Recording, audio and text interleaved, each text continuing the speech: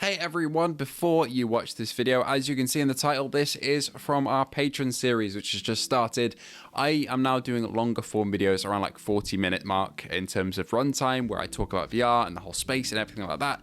What you're about to hear is a extract and a segment from that in a lot more of a conversational tone than the normal videos, where I'm tackling the state of PSVR 2 and where the headset might be headed, and also my first impressions of Apple Vision Pro, which I tried for the first time. So if you'd like to catch the whole episode, feel free to support me on Patreon or YouTube membership. The links are down below, as they always are.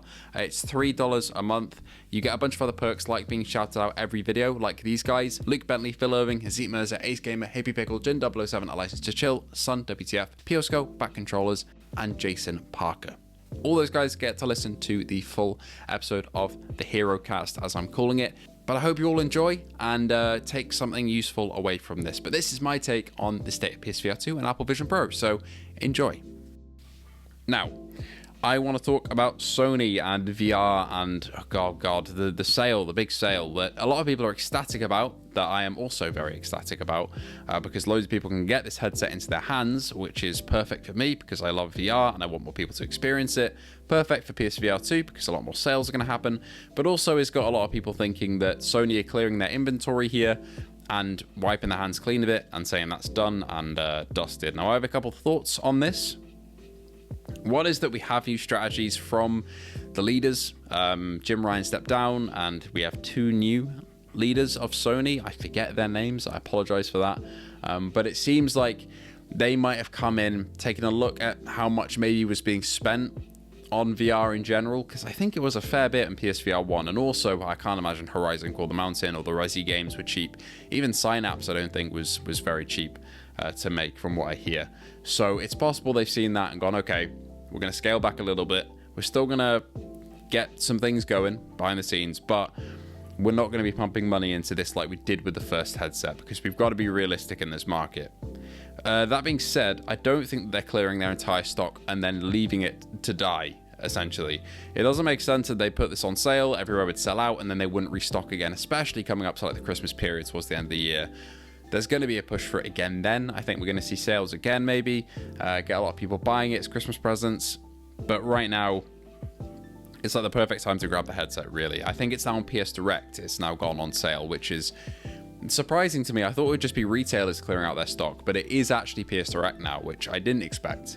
But it's getting the headset into more people's hands. It's the price point that a lot of people wanted, and I mean, we've seen it sold out almost everywhere in some regions, and has also climbed up to like the top sellers on Amazon in the UK even, from what I can see.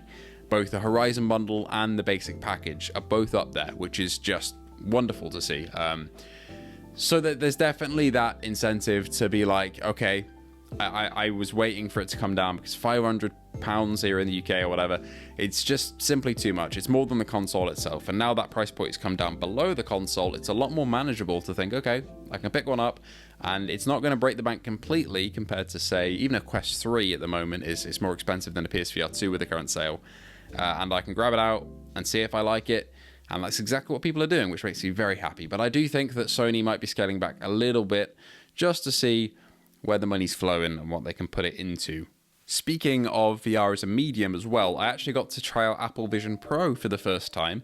I know, about 5 months late, but here in the UK it's only just come out. And if you're in the UK and live in like a major city like Manchester, London, Liverpool, check your Apple stores locally, because they'll probably have a demo available on the same day. I was in London on the day of recording, and oh my god, it was 31 degrees, which I know for abroad in Europe and America, that doesn't sound that hot, but here in the UK it's so humid and the buildings don't really dissipate heat that well. It was very, very hot, especially on the London Underground. But I just happened to go into the Apple store and we asked for an appointment, and there was one within half an hour, and we got set up with the Apple Vision Pro. And I gotta say, I have very strong feelings towards this headset, or spatial computer as they call it. A lot very, very positive, and a lot, well, not a lot negative, but a couple negative. And to be honest, a couple of the negatives aren't really through the fault of the headset on its own. It's just the fault of the hardware around the headset, which I guess it's the fault of the designers for not creating a product for now. It's creating a product for a use case that doesn't really exist. But first of all, I gotta say, Visually, the pass-through is the best I've ever seen in any headset. The lenses, the pancake lenses, are fantastic. Edge-to-edge clarity is phenomenal. I will say the pass-through is a little dim compared to real life, which is expected, but it's quite a bit dimmer. It's not like real life or anything like that. You can still see little artifacts. You can see where the sensors and the camera struggle with low light because they are small. But in terms of VR headsets, it's the best I've ever seen. And it honestly did blow me away putting that on. The use case for cinema as well, I could definitely see some people, you know, jumping on a flight with something like this, especially when it's a bit lighter, but we'll get onto that in a second.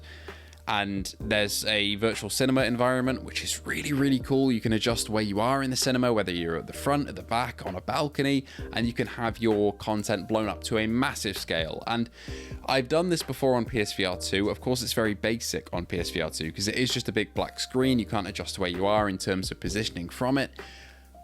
And I do love it on PSVR2, but the edge-to-edge clarity and the fidelity of the Vision Pro for content like that is fantastic. And they played a demo reel of 8K spatial video, essentially, which gives the illusion of depth, a bit like 3D movies, but actually feeling like you're there. And through sports scenes, say on courtside for NBA, or on the pitch side for football, as an example, for a football game, or soccer if you're American, it felt like you were really there. I was there behind the goal, and I saw the ball coming towards, and I genuinely flinched because when the ball's coming towards you in that clip, it is crazy convincing in terms of how it flies through, and you feel the depth through the sensors of the cameras being used here, which is crazy.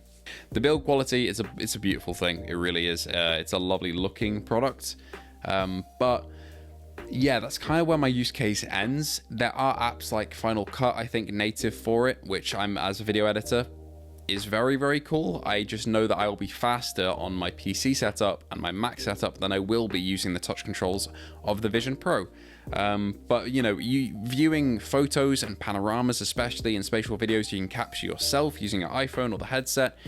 It makes you feel like you're back in those memories that you took. It truly is something I cannot explain in words. Even if you've tried VR, this is, for content viewing, a new standard and something I've never seen before, which is just mind-blowing. However, that's kind of not where my praise ends, because I'd give my experience with the headset a solid 8 out of 10, but there's some ways to go with it. Especially field of view, coming from PSVR2 and using a DPVR E4, they're very wide field of view. I'm very used to being almost able to see my peripherals, really. The field of view on the Vision Pro is incredibly small. I felt that binocular vision from the moment I put it on, and that's my fundamental problem with the Vision Pro at the moment, is that it's $3.5 grand for a piece of tech that doesn't really have a use case right now. In the future, we'll be able to have these spatial cameras at sporting events, at concerts. You'll be able to pay maybe a small fee to be courtside at NBA or pitchside at football, and it'll feel like you're there. Or maybe, say, in Formula One, you can choose a corner at a racetrack that you want to be sat at and get that experience of a fan of being there and seeing that depth and that fidelity, and it will be amazing. But at the moment, that tech's only there for a short show reel that they show you in the demo. You know, it's not a thing you can go and do really at the moment, which is my biggest issue with it. The weight as well, it's heavy. There's no getting around it. They've swapped to the double head strap design in the store demos, which I can definitely see why. It's a heavy ass headset, it's metal and it's glass, and that just puts some pressure on your cheekbones and on your nose and on your forehead. But the weight is definitely there. I could not use this thing over prolonged editing sessions or film watching sessions. And that being said, I couldn't even finish a film if I wanted to on the battery it comes with, which is about 2 hours, I think. But yeah, overall, I think my main issue is just use case is not really there. And in the future, when this thing gets lighter and cheaper, I will be all over it, because the media watching experience is phenomenal. If I can link this up to a sound system that's outside the Vision Pro, like surround sound, that will be amazing. So I was very impressed. It's definitely something you should try. If you're a VR enthusiast, go to your nearest Apple store, book a demo. It's free. It takes about half an hour, and they take you through all of the gestures, the controls, the features. There's a bunch of stuff I haven't touched on here that's been touched on in other reviews. Again, it's been out for like 5 months at this point. I'm not going to break any massive ground here, but those are my impressions of the Vision Pro after trying it for about half an hour. I'm impressed, but I'm more excited for the future, really, rather than right now.